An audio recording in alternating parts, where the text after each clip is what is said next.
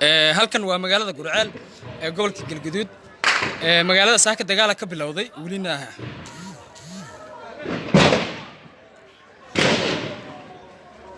ولين دقال كويس سعدا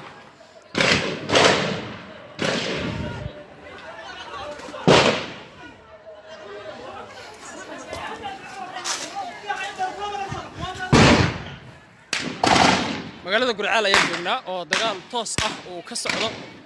waa dagaal u dhaxeeya ciidanka sunnada oo daqiiqado ka hor qabsaday saldhigga Gurceel iyo wuxuu u dhaxeeyaa ciidanka dawladda halkan ku sugnaa dagaalku ciidanka halkan ay xabad ku ridayaan xabada busteedana waa arkaya oo taasah واتنا حبد هلكن ku soo dhacaysa halkan ay xabadu ku soo dhacaysa waa dagaal ka fool ah muddo 20 daqiiqo ka hor ah ay ciidan is abaabulay oo ahaa ciidanka ahlu sunnadu